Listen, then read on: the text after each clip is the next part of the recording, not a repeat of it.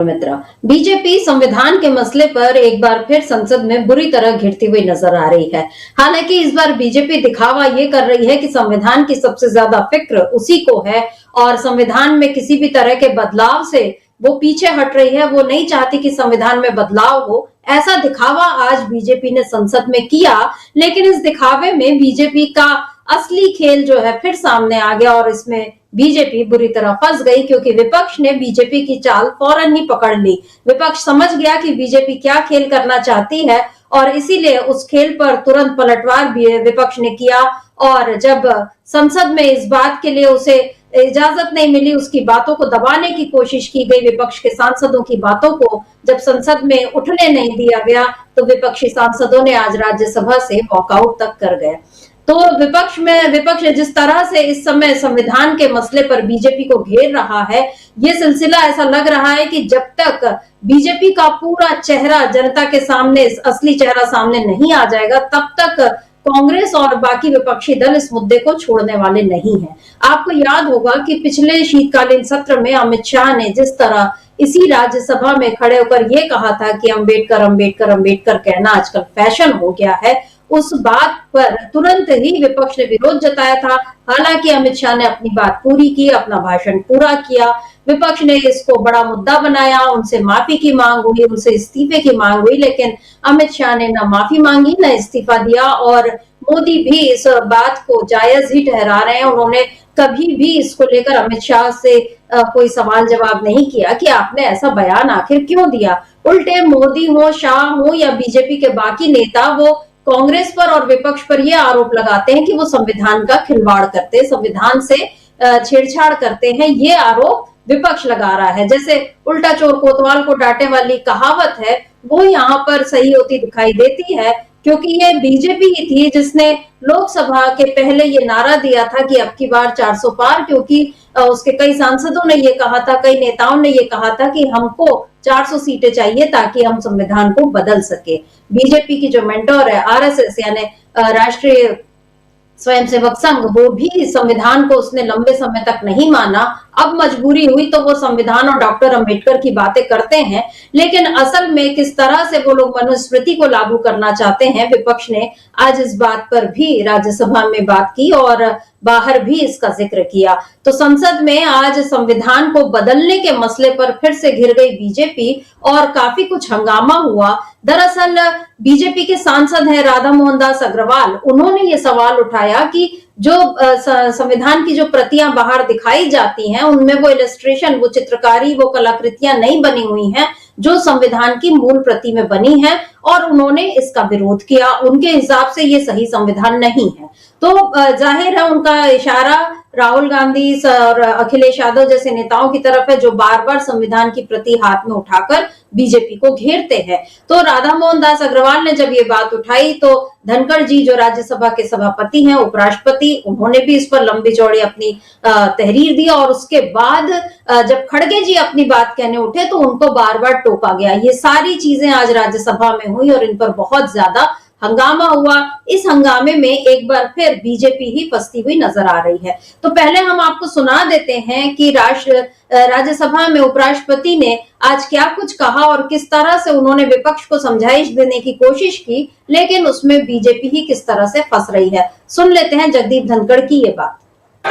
माननीय सदस्यगण, मैं बताता हूँ, माननीय सदस्यगण, भारत के संविधान जो हस्ताक्षरित है वही हमारा संविधान है, और उस संविधान में जो संशोधन हुए हैं वो इसका हिस्सा है। ये निर्विवाद है कि जो संविधान हस्ताक्षरित है और जो सदन में भी है उसमें संशोधन है, वही प्रचारित होना चाहिए, वही प्रसारित होना चाहिए। यदि अगर कोई भी प्रसारण इसके विभिन्न है, मतांतर है, तो वो किसी भी तरीके से मर्यादित नहीं कहा जा सकता।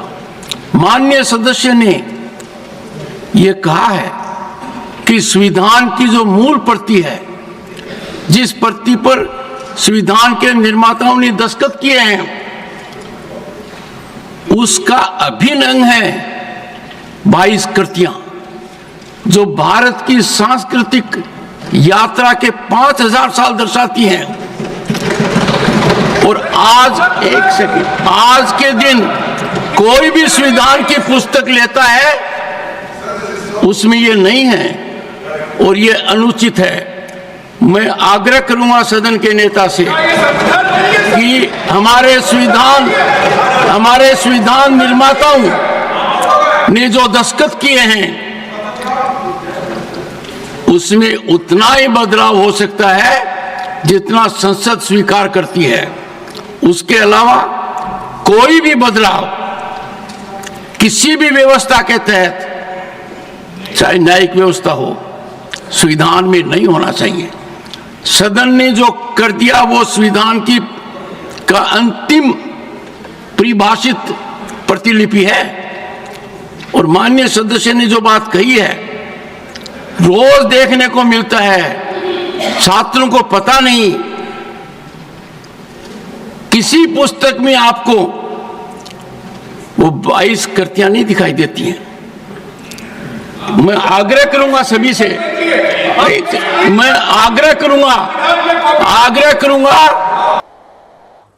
तो आप सुन रहे थे कि किस तरह से उपराष्ट्रपति इस बात से परेशान दिखाई दे रहे हैं कि संविधान की प्रतियां जो रोज दिखाई जाती हैं, इशारा तो आप भी समझ ही गए होंगे कि रोज कौन दिखाता है। राहुल गांधी दिखाते हैं, जो हर मंच से संविधान की प्रति उठाकर ये बताते हैं कि संघ जो है वो संविधान को लागू नहीं होने देना चाहता, या जो लागू हो चुका है संविधान उसको खत्म करने पर संघ तुला है। और वो ये नहीं चाहता कि किसी भी तरह इस देश में संविधान का राज चले, बल्कि इस देश में मनुस्मृति का राज चलना चाहिए। ये संघ की सोच है। इस बात को राहुल गांधी अनेक मंचों से कहते रहे हैं। अभी 27 जनवरी को जब राहुल गांधी मऊ में थे, तब भी उन्होंने इस बात को कहा था। और क्या कुछ कहा था राहुल गांधी ने, उसको भी हम सुनेंगे, लेकिन उसके पहले हम ये सुन लेते हैं कि आज जब धनखड़ जी का ये बयान आया, उसके बाद कांग्रेस अध्यक्ष मल्लिकार्जुन खड़गे थोड़े नाराज हो गए और उन्होंने फिर इसका जवाब किस तरह से दिया।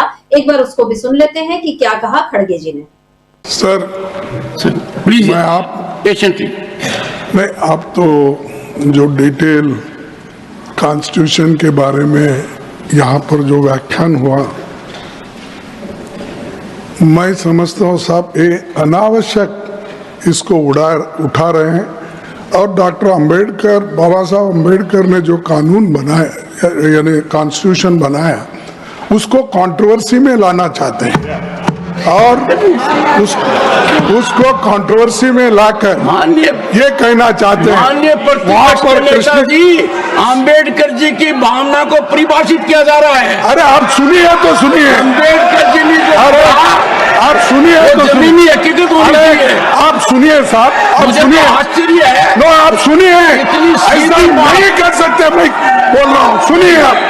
सर, जब कॉन्स्टिट्यूशन 1950 में इंप्लीमेंट हुआ, उस वक्त बाबा साहब अंबेडकर भी जिंदा थे, जवाहरलाल नेहरू थे, वल्लभ भाई पटेल थे, सभी कॉन्स्टिट्यूंट असेंबली के मेंबर थे। तो उसमें कोई बदलाव उस वक्त आपको नहीं दिखा। और आपके जो मुखर्जी हैं वो भी थे, लेकिन आज आप नए नए शब्द ला रहे। कोई विक्रमादित्य की फोटो बोल रहा है, कोई कृष्ण की बोल रहा है। वो कहाँ है संविधान में, मुझे बताइए। मैं भी संविधान देखा हूँ, पढ़ा हूँ, जो कुछ समझ में आता। आप तो एडवोकेट है साहब, आप कभी देखे संविधान में कुछ बदलाव हुआ है? मैं बताता हूँ। और जो भी हुआ है वो कंसेंट से हुआ है, एक सेकंड, सदन के कंसेंट से हुआ है। माननीय सदस्यगण, एक सेकंड, ये ठीक नहीं है। आप अलाउ करके ये बात इसको बढ़ाना, सदस्यगण तो कंट्रोवर्सी करना, अंबेडकर को बदनाम करने की कोशिश करना, बिल्कुल गलत है। तो आपने सुना कि किस तरह मल्लिकार्जुन खड़गे, और जब वो नाराज होकर ये सारी बातें बोल रहे हैं, तो एक बात पर और गौर कीजिए कि कैमरा उनकी तरफ नहीं है, और उनकी तरफ नहीं है तो ये भी नजर नहीं आ रहा कि विपक्ष के जो बाकी सांसद हैं वो किस तरह से धनखड़ जी के टोका टाकी का विरोध कर रहे हैं। तो ये सारी बातें बिल्कुल साफ दिखाई दे रहा है कि बीजेपी सरकार, मोदी सरकार जो है वो हर तरीके से सच्चाई को सामने लाने से बच रही है, उसको छुपाना चाहती है, दबाना चाहती है। और खड़गे जी ने आज ये जो कंट्रोवर्सी का सवाल उठाया अंबेडकर जी के नाम पर, तो उस पर भी बीजेपी फंसती हुई दिखाई दे रही है, क्योंकि मैंने पहले जैसा जिक्र किया कि अमित शाह ने अभी तक इस पर माफी नहीं मांगी है और बीजेपी उस पर चर्चा नहीं करती, लेकिन वो नए नए मुद्दे खड़े कर संविधान के नाम पर जबरदस्ती कांग्रेस और विपक्ष को घेरने की जो कोशिश कर रही है, उसमें किस तरह से नाकाम हो रही है बीजेपी और आज संसद में किस तरह जमकर काटा गया है बवाल, आज इसी पर हम चर्चा करेंगे। हमारे साथ जुड़े हुए हैं अमलेंदु उपाध्याय जी। अमलेंदु जी नमस्कार, स्वागत आपका इस कार्यक्रम में। अमलेंदु जी, अभी हम सुन रहे थे खड़गे जी को और उन्होंने बिल्कुल सही मुद्दा उठाया कि आप जबरदस्ती की कंट्रोवर्सी यानी विवाद आप खड़ा कर रहे हैं, और हमने भी संविधान देखा लेकिन उसमें वो सारी चीजें नहीं कि विक्रमादित्य और रामकृष्ण, और ठीक है कि संविधान की मूल प्रति में कुछ जरूर कलाकृतियां बनी हुई हैं जिनकी तरफ धनखड़ जी ने भी ध्यान दिलाया, और अगर बीजेपी को इतना ही उसमें आपत्ति है तो जैसा कि संसद में ही राज्यसभा में मौजूद थे डेरेक ओब्रायन जो टीएमसी के सांसद, उन्होंने कहा कि मेरे सामने कंप्यूटर पे जो संविधान खुला हुआ है, जो हमको ही उपलब्ध कराते, मतलब संसद से ही उपलब्ध कराई गई है, उसमें तो ये इलस्ट्रेशन कहीं भी नहीं है, ये चित्रकारी कहीं भी नहीं बनी है, इसका मतलब ये भी गलत है। तो ये जो बीजेपी जानबूझकर कांग्रेस और विपक्ष को फंसाने की कोशिश कर रही है, क्या ये अपने ही गुनाह छिपाने की कोशिश में उसने एक और बड़ी गलती कर डाली, उसने एक बार और संविधान का नाम लेकर खुद को फंसा दिया? निश्चित तौर पर समिता जी, उसने अपने आप को फंसा लिया बीजेपी ने। और आप देखिए कि जो जगदीप धनखड़ अपनी सफाई एक तरीके से दे रहे हैं, उसमें भी वो नेता सदन को ये कहते उसने आ सकते हैं कि अगर जो संसद से पारित हो गया, जो संसद ने पास कर दिया, उसके अलावा कुछ जोड़ा जाता है तो वो गलत है और वो सही नहीं है। ये नेता सदन से वो कह रहे हैं, तो यानी ये नेता सदन को ये बता रहे हैं कि भाई आप जो गड़बड़ी कर रहे हैं वो ठीक नहीं है, एक तरीके से ये भी कह रहे हैं। लेकिन साथ साथ विपक्ष को भी फंसाने की कोशिश कर रहे हैं जगदीप धनखड़ साहब। तो जगदीप धनखड़ साहब का रोल तो खैर अपनी जगह पे है, उस पर चर्चा तो निश्चित तौर पर की जा सकती है कि संवैधानिक पद पर बैठा हुआ व्यक्ति क्यों सरकार की तरफ से वक्तव्य दे रहा है, क्यों सरकार का पक्ष रख रहा है। जो बात जेपी नड्डा को रखनी चाहिए थी वो बात जगदीप धनखड़ क्यों रख रहे हैं? आखिर जगदीप धनखड़ क्या है? जगदीप धनखड़ जो है वो एक तरीके से ड्राइवर है उस सीट पे जिस पे बैठे हुए हैं, उसके सदन को चलन के। अच्छा, तो अभी इधर अखिलेश यादव जो है वो संसद में कुछ बोल रहे हैं, उसको भी हम लोग सुनेंगे। समिता जी अभी लाइव करते हैं, उसको भी हम लोग सुनेंगे। लेकिन ये जो जिस तरीके से घेरने की कोशिशें की जा रही हैं, ये काफ़ी ज़्यादा महत्वपूर्ण जो है वो है, और इस पर घिरती हुई सरकार नजर आ रही है। जगदीप धनखड़ को और एक भारतीय जनता पार्टी को मल्लिकार्जुन खड़गे ने ज़बरदस्त तरीके से धोया है। वो हम लोगों ने सुना भी किस तरीके से उन्होंने सवाल उठाए कि भाई आप गड़बड़ियाँ क्या कर रहे हैं, आप किस तरीके से नए नए विवाद खड़े करना चाहते हैं।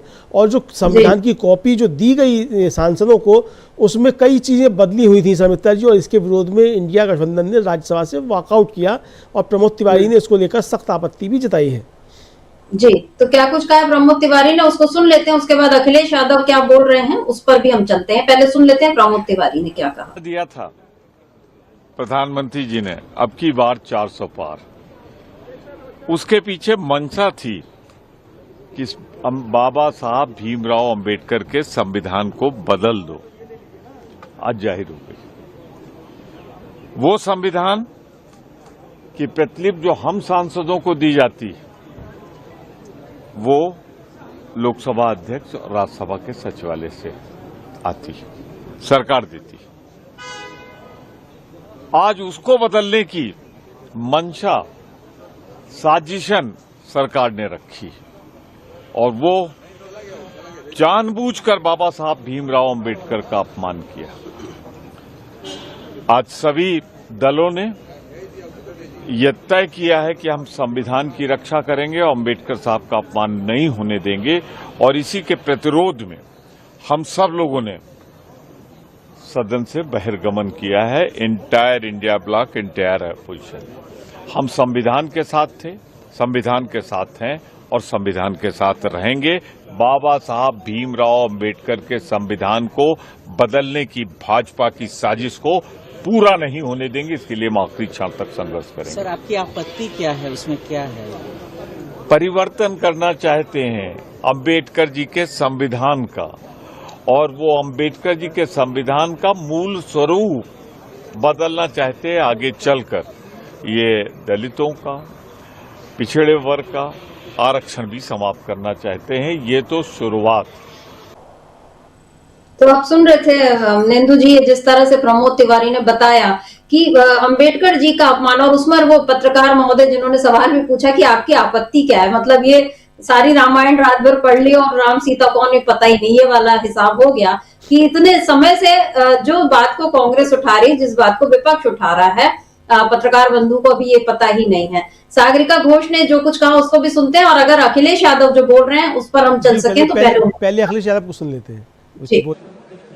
मैं आपके माध्यम से ये बात कहना चाहता हूं कि अमेरिका जा रहे हैं तो पिछली बार हीरा लेकर के गए थे, इस बार सोने की जंजीर ले जाइएगा। जंजीर देखकर शायद उन्हें कोई और जंजीर याद आ जाए। और हो सभापति महोदय, हो सके तो कुछ बच्चे और महिलाओं को अपने साथ तो नहीं, किसी और जहाज में साथ लेते आएगा। वो जहाज भी तो भारत का ही होगा। इतना हक तो उनका बनता ही है कि कम से कम दूसरों की ठगी से शिकार कुछ लोग तो बाइज्जत देश लौट सकें। वैसे सवाल ये भी है कि आपके रहते ऐसी ठगी कैसे फल फूल रही है। और सभापति महोदय, इस ठगी से सबसे ज्यादा अगर प्रभावित कहीं के लोग हैं तो वो गुजरात के प्रभावित लोग हैं। क्या यही सभापति हमारे विकसित भारत की तस्वीर है?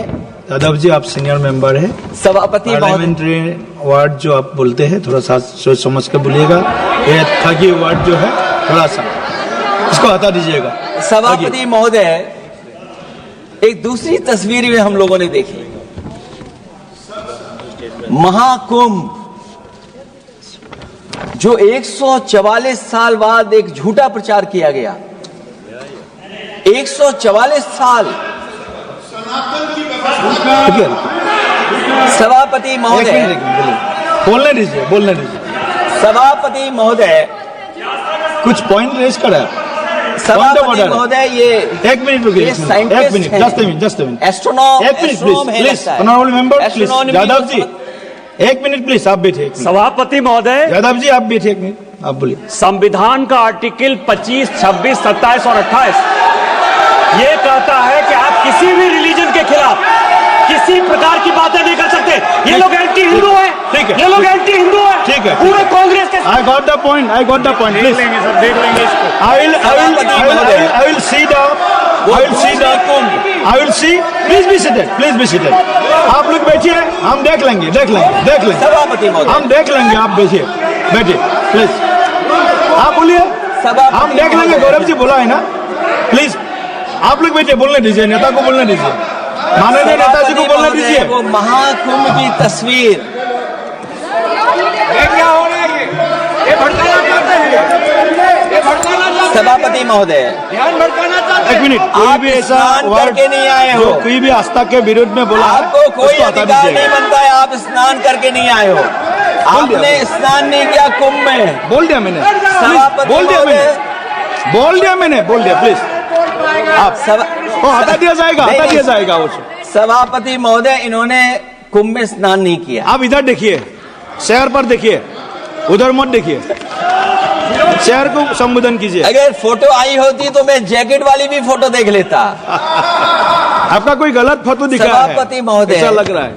विकसित भारत की जो दूसरी तस्वीर देखी जी, वो तस्वीर न केवल हम लोगों को दुख पहुंचाती है, बल्कि तमाम वो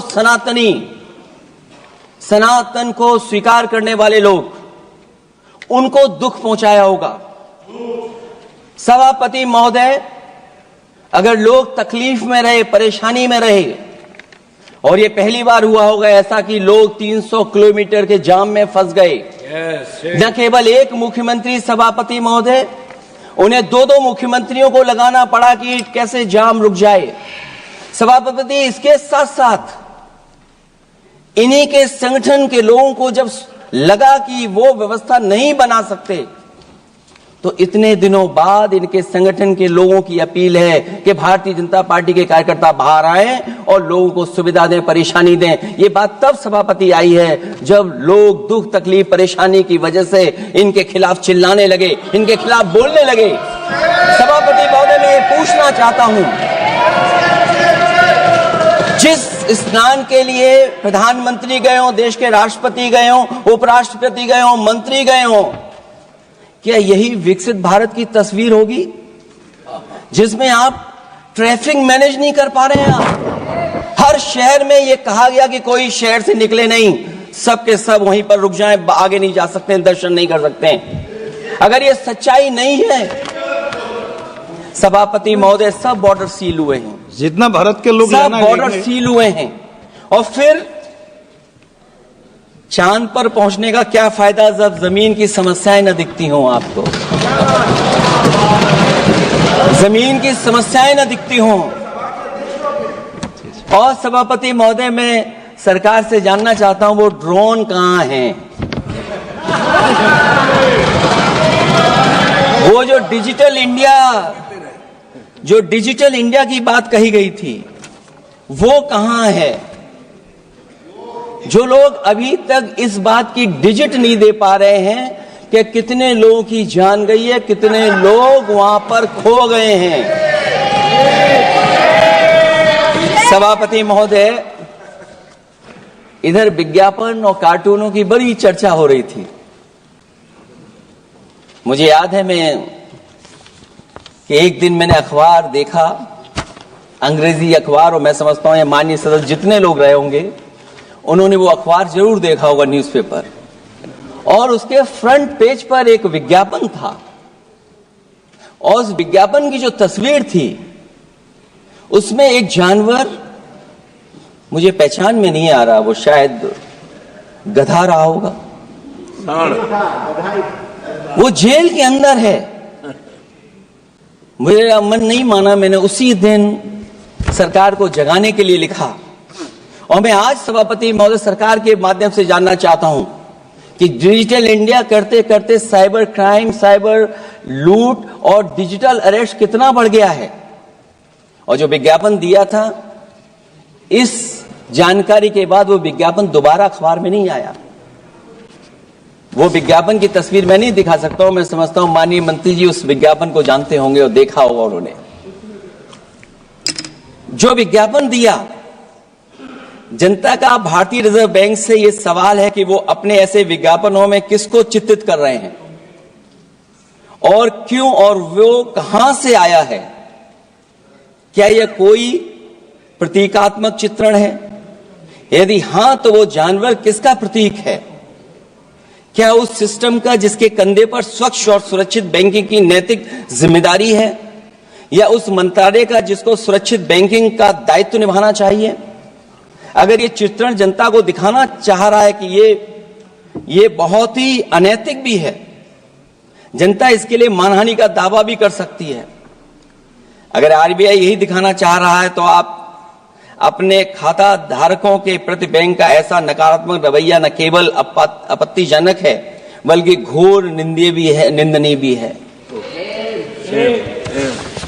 आरबीआई ऐसे विज्ञापनों से नहीं बल्कि अपने सिस्टम को चुस्त दुरुस्त करके वह जनता में बैंकिंग साक्षरता और बैंकिंग सजगता जागरूकता अभियान चलाकर जनता को सचेत और सावधान करें। उसी के बाद मैं समझता हूं जब भी हम लोग मोबाइल खोलते हैं कोई ना कोई आवाज सुनाई देती है उसके अंदर। क्या सभापति महोदय डिजिटल अरेस्ट के माध्यम से लाखों लाख रुपया नहीं लूटा जा रहा है? आखिरकार उसके लिए जिम्मेदार कौन है? कौन जिम्मेदार है उसके लिए? जो बजट दिया है, जो बजट में बातें निकल करके आ रही हैं, बजट में पीडीए के उत्थान के लिए कुछ भी नहीं है सभापति महोदय। और जो लोग अपनी जीडीपी की न जाने कितनी कहानियां बताते थे, आज वो जीडीपी रेट क्यों कम होता चला जा रहा है? क्यों जीडीपी 6.4% के आसपास पहुंच गई है? न केवल जीडीपी बल्कि आज अगर हम 87 रुपए लेकर के ही $1 ले सकते हैं। कभी डॉलर को नीचे गिरने की कहानी कहीं किसी से जोड़ दी गई थी। आज सोचिए कितने रुपए हम इकट्ठे करते हैं तब जाकर के हमें $1 मिलता है। क्या सरकार के पास इसका कोई जवाब है? इस ग्रोथ रेट के कम होने का कारण जो सभापति महोदय मुझे समझ में आता है वो इन्वेस्टमेंट की कमी और कंजप्शन की कमी है। ये देश की आर्थिक विकास की स्थिति पर प्रश्न चिन्ह लगाता है। और यही नहीं, सभापति महोदय, जो भेदभाव बढ़ता चला जा रहा है, जो खाई पैदा होती जा रही है, इन्हीं के आंकड़े बताते हैं कि खाई कितनी है। मुट्ठी भर लोगों के पास पूरे देश की संपदा पहुंच गई। जो ज्यादा लोग हैं वो गरीब हैं। उनके जीवन यापन के लिए 80 करोड़ लोगों को आपको राशन बांटना पड़ रहा है। क्या यही विकसित भारत की तस्वीर है? और फिर दुनिया में हम पर कैपिटा इनकम में कहां खड़े हैं? अगर हम केवल सरकार से, सभापति महोदय, आपके माध्यम से जानना चाहें कि जिन परिवारों को आप राशन दे रहे हैं उन परिवारों की पर कैपिटा इनकम क्या है, और अगर विकसित भारत की तस्वीर लेकर के ये सरकार चलना चाहती है तो कम से कम सरकार की सभापति महोदय जिम्मेदारी बनती है कि जो 80 करोड़ लोग राशन पा रहे हैं उनके आपकी पर कैपिटा इनकम क्या है। एक बहुत प्रिय काम सरकार का है, इतना प्रिय है कि उसका नाम बदल करके इज्जत घर कर दिया गया। मुझे याद है कि एक छत्तीसगढ़ में बुजुर्ग मां जिसने बकरी बेच करके अपना शौचालय बनाया था, और बकरी बेचने के बाद शौचालय जब बनाया तो देश के प्रधानमंत्री जी ने उनका सम्मान किया। आखिरकार सवाल यह है कि बकरी उसे क्यों बेचनी पड़ गई? इसका मतलब यह है कि आपकी जो बनाई हुई स्कीम है वो जमीन पर नहीं पहुंच रही है, उसके लिए पर्याप्त पैसा नहीं पहुंच पा रहा है। आखिरकार पैसा क्यों नहीं पहुंचा, ये तो सरकार की जिम्मेदारी है। और फिर सभापति महोदय, जो शौचालय बनाए हैं उनमें पानी किसी में नहीं पहुंचता, क्या यही विकसित भारत की तस्वीर बनेगी? वैसे तो सभापति महोदय, हम लोग डबल इंजन बहुत सुनते थे, और अब इस बजट में 2 इंजन और बढ़ गए हैं। सभापति महोदय, ये 4 इंजन वाला है बजट। 4 इंजन। लगता तो ऐसा है कि ये एक के बाद एक इंजन खराब हो गया होगा, इसीलिए इन्हें 4 इंजन लगाने पड़े हैं। ये जनता को धोखा दे रहे हैं 4 इंजन की बात कर करके।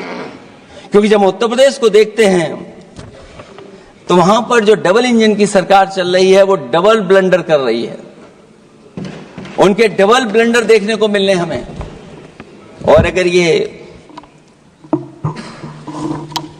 4 इंजन की सरकार है, जो सबसे पहला इंजन है सभापति महोदय, वो हमारे किसान और कृषि का है। 10 साल गुजरने के बाद भी और इतने बजट आने के बाद भी आज तक किसानों की आय दोगुनी नहीं हुई। यह हमारे तमाम माननीय सदस्य समय समय पर अपने क्षेत्र की जो समस्या है फसल को लेकर के सवाल खड़ा करते हैं। तो अभी आप सुन रहे थे कि अखिलेश यादव किस तरीके से घेर रहे हैं मोदी सरकार को। न केवल उन्होंने मोदी की अमेरिका यात्रा और जंजीरों में बांध कर लाए गए भारतीयों का मुद्दा उठाया, बल्कि उन्होंने एक जबरदस्त तंज कसा कि पिछले बार आप हीरा ले गए थे, इस बार आप सोने की जंजीर ले जाइए ताकि कुछ याद आए। तो ये अखिलेश यादव का अपना स्टाइल। और भी उन्होंने किसानों की बात की, शौचालय की बात की, मोदी सरकार की स्कीम्स की बात की, जो और पर कैपिटा है, मतलब प्रति व्यक्ति आय, इन सारी बातों को अखिलेश यादव इस समय लोकसभा में उठा रहे हैं। और उन्होंने जब सनातन का मुद्दा उठाया, महाकुंभ की जब बात की, तो जिस तरह से निशिकांत दुबे खड़े हो गए और इन लोगों को एंटी हिंदू बताने लगे, तो ये भी समझ में आ रहा है कि बीजेपी की दुखती रग पर बिल्कुल अखिलेश यादव ने हाथ रख दिया। और इधर आज राज्यसभा में भी जब प्रमोद तिवारी ने महाकुंभ में जो जिस तरीके से महंगी हो रही है टिकट, उनको लेकर जब सवाल उठाए तो जगदीप धनखड़ ने किस तरह एक शर्मनाक बयान दिया। इसके लिए शर्मनाक बयान ही वो कहा जाना चाहिए, क्योंकि उन्होंने जो कुछ कहा वो कहीं से भी संवैधानिक पद पर बैठे व्यक्ति की मर्यादा के मुताबिक नहीं था। क्या कुछ कहा जगदीप धनखड़ और प्रमोद तिवारी के बीच जो बातचीत हुई, उसको सुनते हैं, फिर अमलेंदु जी आपसे जवाब चाहूंगी कि ये जो संविधान पर बीजेपी घिरी हुई है, आखिर वो उसमें और कितना गड्ढे में गिरेगी। पहले सुन लेते हैं प्रमोद तिवारी और जगदीप धनखड़ के बीच की बात।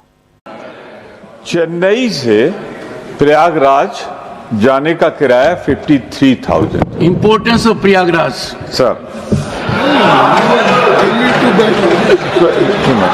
कलकत्ता से प्रयागराज आने जाने का 35,000। हैदराबाद, मुंबई और दिल्ली से यात्रियों का किराया 47,500 रुपए। बेंगलुरु से प्रीमियम की बात कर रहे हैं, economy economy in at what time? What time मतलब आगे तो रोज तो ऐसा नहीं होता है। मैं फिर आपसे कह रहा हूं, महाकुंभ के दौरान, महाकुंभ के कारण, महाकुंभ के 144 साल के बाद आया है। तो ये सरकार आस्था और सनातन में विश्वास करती है या लूट में विश्वास करती है? यानी महाकुंभ के नाम पर जनता की जेब पे डकैती डाली जा रही है। अब आप प्रश्न पूछिए। Let the honourable member ask the question. Prayagraj का किराया क्या हो जाता? क्या मैं माननीय मंत्री जी से जानना चाहता हूं, मेरा सवाल तो सुन लीजिए कि ये, हाँ वही मैंने कहा, मैं यही कहना चाहता हूं, क्या माननीय मंत्री जी से मेरा अनुरोध है कि धर्म के नाम पर लूट बंद कर दें, सनातन के नाम पर लूट बंद कर दें और इन किराए को सब्सिडाइज करेंगे या नॉर्मल दिनों के जो किराया है उससे ज्यादा से ज्यादा डबल वृद्धि। प्रमोद जी, आप तो प्रयागराज के निवासी हैं जी, थोड़ी सनातन के लिए पाचन शक्ति बढ़ाइए ऑनरेबल मिनिस्टर। सर, एयरफेयर्स का पहले भी बताया था, डिमांड ड्रिवन है। अमलेंदु जी, यहाँ पर अभी हमने सबसे शुरू में कार्यक्रम में सुना था कि जगदीप धनखड़ संविधान में क्या क्या है, किस तरह से उन्होंने बिल्कुल की जो बनाया है बस उसी को लागू होना चाहिए। ऐसा लगा कि सबसे बड़े संरक्षक बनकर वो बैठे हुए हैं और अभी वो बोल रहे हैं सनातन के लिए पाचन शक्ति बढ़ाइए। संवैधानिक पद पर बैठकर इस तरह की बात करना, और एक जो जनहित का मुद्दा उठ रहा था कि आखिर ऐसे वक्त में इतने किराए क्यों बढ़े, तो यहाँ पर वो ऐसा लग रहा है कि उद्योगपतियों का जो निजी एयरलाइंस हैं उन लोगों का साथ देते हुए नजर आ रहे हैं। तो ये किस किस्म का दोहरापन जो बीजेपी दिखा रही है और किस किस्म की राजनीति वहां पर धनखड़ जी को बैठाकर करने की कोशिश कर रही है?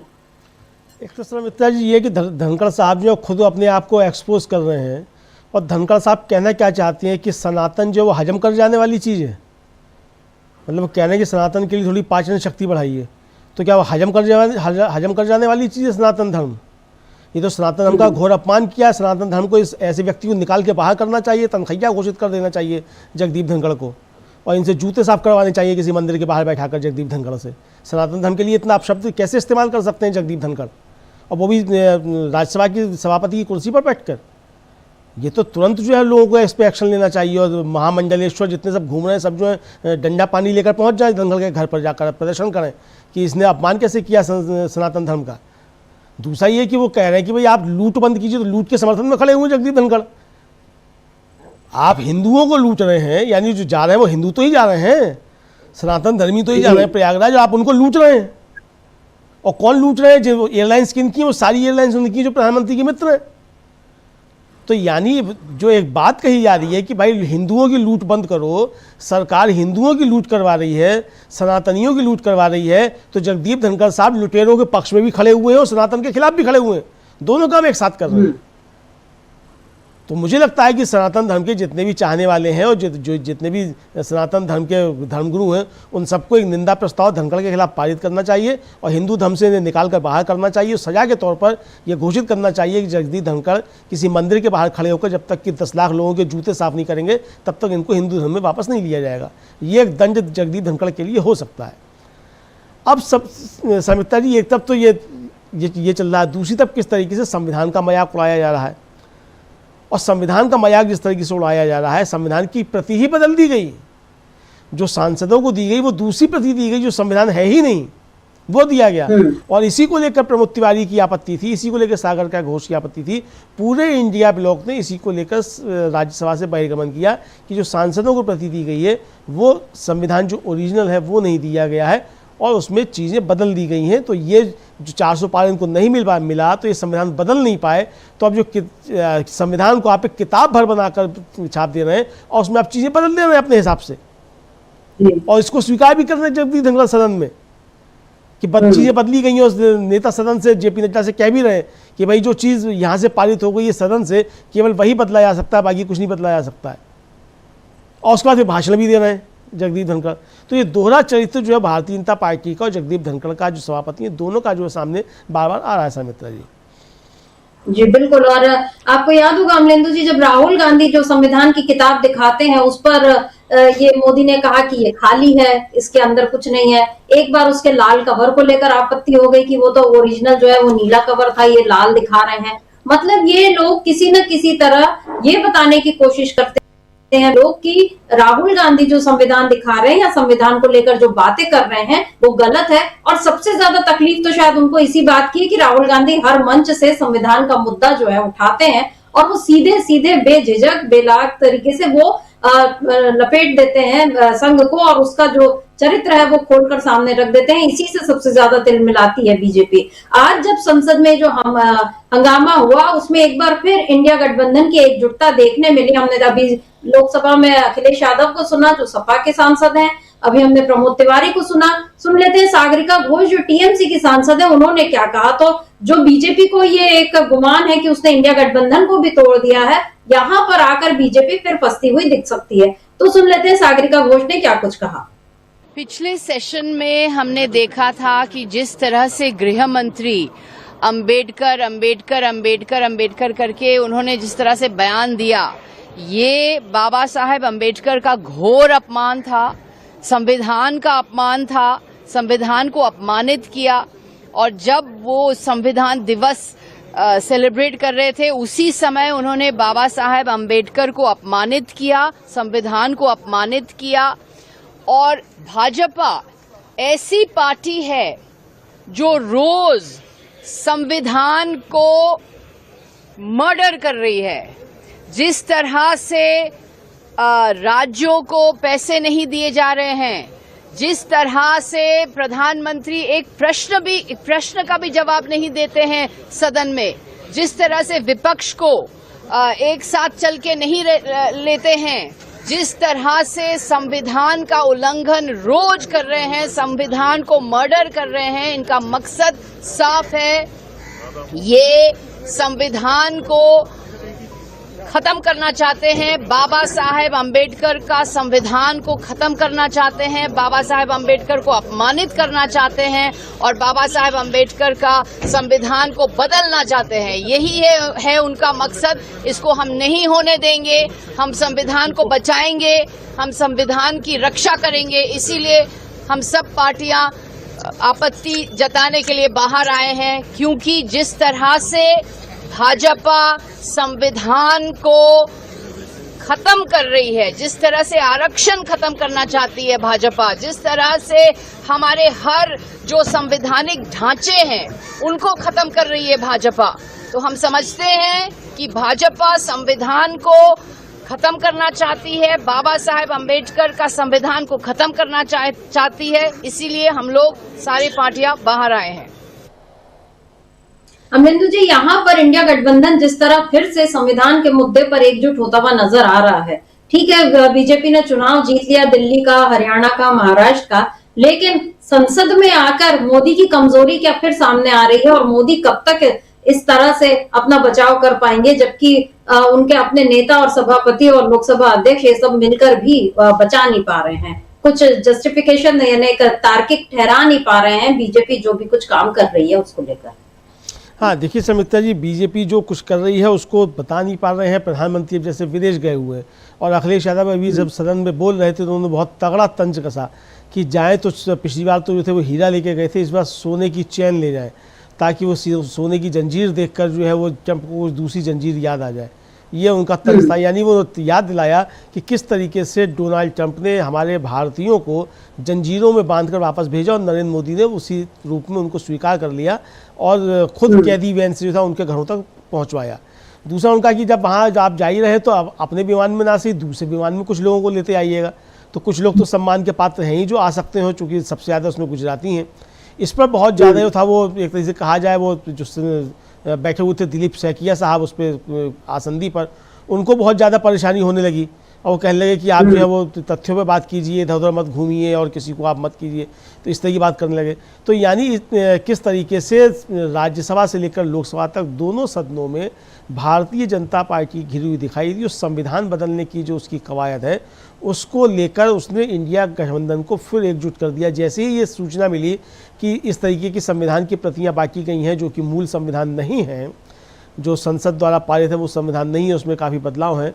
ये राज्यसभा में इस पर हंगामा होने के बाद तुरंत फिर राहुल गांधी भी लोकसभा में पहुंचे और हमने देखा कि किस तरीके से भी लोकसभा में भी अब जो है वो बवाल एक तरीके से हो रहा है। अखिलेश यादव बोल रहे हैं और बहुत सारे सवाल उठा रहे हैं। तो समिता जी ये साफ तौर पर समझा सकता है कि भारतीय जनता पार्टी के पास चूंकि अब कुछ बताने के लिए नहीं है कि आखिर उसने किया क्या है, उसका विकसित भारत का रोड मैप क्या है, क्या विकसित भारत का एजेंडा है। अखिलेश यादव यही बार बार पूछ रहे हैं कि विकसित भारत की आप बात करते हैं तो कौन है विकसित भारत, किस तरीके से भारत विकसित होगा, इसका आपके पास क्या रोड मैप है, क्या एजेंडा है। तो ये भारतीय जनता पार्टी के पास बताने के लिए नहीं है समिता जी। तो ये चीज़ें साफ समझ में आ रही हैं कि नरेंद्र मोदी बुरी तरीके से फ्लॉप हुए हैं और भारतीय जनता पार्टी ज़बरदस्त तरीके से घिरी हुई नज़र आ रही है, संसद से लेकर सड़क तक, और सब तरफ उस पर सवाल उठ रहे हैं। चुनाव भले ही जीत गया हो, लेकिन अब इस चुनाव की भी बातें आ रही हैं कि दिल्ली का चुनाव भी ठीक उसी तरीके से हेरा फेरी करके जीता गया है जिस तरीके से महाराष्ट्र का चुनाव जीता गया था। अब दूसरी पार्टियां जो है विपक्ष के वो उस पर सब करेंगी, होमवर्क करेंगी, क्या क्या घपले हुए हैं। महाराष्ट्र में जिस तरीके से मांगा गया चुनाव आयोग से कि आप डाटा दीजिए, ये डाटा अब दिल्ली में भी मांगा जाएगा और मालूम पड़ेगा कि अब यहाँ क्या हुआ है दिल्ली में। जी बिल्कुल। और मोदी सरकार किस तरह फंस रही है अपनी ही करनी में, ये बार बार दिख रहा है। और खासकर संविधान के मसले पर, क्योंकि संविधान बदलने की वो जरा सी भी कोशिश करेगी और वहीं विपक्ष उसको रोक लेगा, ये बात आज एक बार फिर साबित हो गई। और मोदी बीजेपी की सीटें घट गई हैं, लेकिन उसके बाद भी शायद वो सबक नहीं ले रहे हैं। उनको ऐसा लग रहा है कि राज्यों के चुनाव जीतने से वो संविधान बदलने का उनका हौसला अगर फिर से मजबूत हो रहा है, तो आज जो संसद में हंगामा हुआ उसने ये साबित कर दिया कि विपक्ष इस समय एकजुट है और संविधान को वो किसी कीमत पर बदलने नहीं देगा और बीजेपी की सारी कोशिशों को नाकाम करेगा। ये बात आज एक बार फिर संसद में साबित हो गई।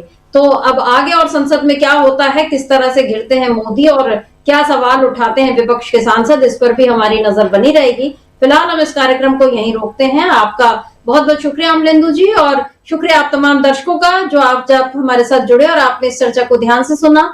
आगे भी आप बने रहिए डीबी लाइव के साथ और देखते रहिए डीबी लाइव। नमस्कार।